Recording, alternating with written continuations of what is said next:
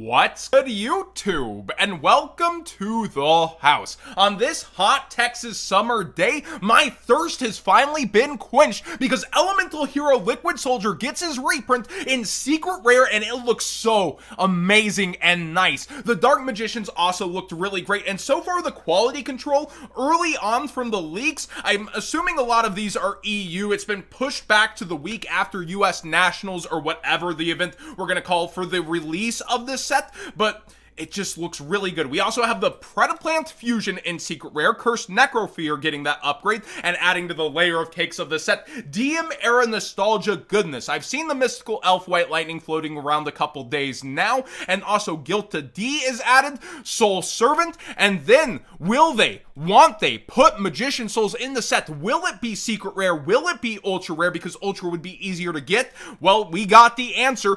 eBay has in freaking 4K, not some 180p find the set number, same ultra rare, is it, isn't it? No.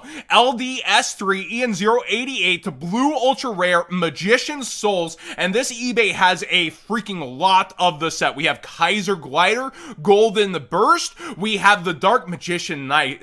Dude, any kind of DM era support that does look good into physical merch kind of grabs me. I know Yu-Gi-Oh! Twitter's the exact opposite. I think there is some nice GX stuff coming here though, which I am also a fan of, but this is it. This looks freaking good. And then we have Evil Hero confirmations. I have not seen Bane or Gold, but my Discord is saying that Gold has been cited within the set, so take that with a grain of salt. I think that still though leaves us with the Secret Rares being now the highest physical rarity, but a lot of people prefer first edition original with cards like this. Over time, I think the Secret Rare will kind of win because a Duelist pack isn't necessarily something super special, but Legendary Duelist 1 through 6 kind of did feel very special for what it was. So Gold also having a Secret Rare, make your pick. It's a lot cheaper to go for the Secret even, but I still like it, especially with us now having the Liquid Soldier in Secret.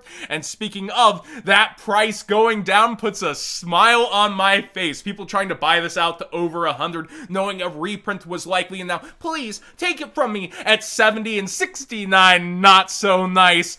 Get got with your flipping and all of that. But I am so glad to see this upgrade the reprint, and Legendary Duelist Season 3, if you're getting it to keep sealed, I do feel like is the strongest kind of series season set that we have had so far. Ignore what happened with Hidden Arsenal Chapter 1. I warned you guys on that one. This one seems like it is really going to be it, but a lot of people were on it ahead of time too after the success of Legendary Duelist 5 and 6, so it might be very heavily ordered. Also, we'll have to see how it plays out on the actual market, but huge news, awesome news for the cards and what's happening with the prices and why. Now, speaking of Brothers of Legend, going into Battles of Legend, we have the reveal for the set, and I want to squash some misinformation going around / assumptions.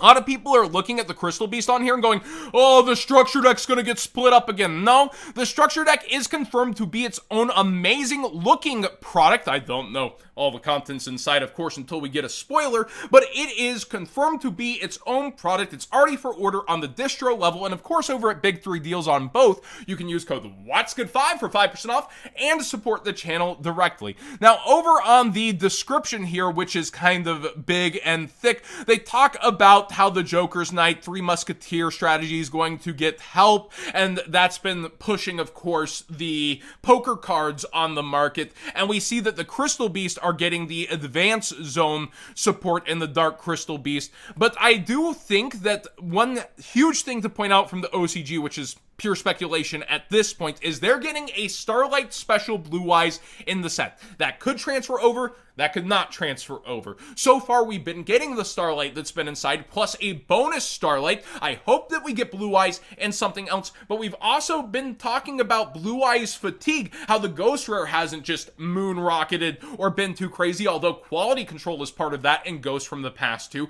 and how we have another special Blue Eyes coming in the 10s. Will they? Or won't they? Let me know what you think in the comment section down below. But so far, every single battle or Brothers of Legend has done well for itself on the market over time, and code WhatsGood5 for 5% off and to support the channel directly. So far, history has not been disrupted, and there isn't a reason for me to suspect that it will be. This time there are some solid archetypes inside, such as the Earth guys, the brains. One second, I'm gonna get the name. The G-Golems. There we go. The G-Golems are inside here, and I really like the look of them, but will they be taking over? No, probably a rogue strategy, but it does seem like they're really awesome cards. So I like kind of the themality of being set up with the show, the GX love. Take it as you will. I still think it's probably a winner, but I am not a financial advisor channel. I don't know the future, how sets are going to turn out, and the pre-order window this early versus what could be the chase cards.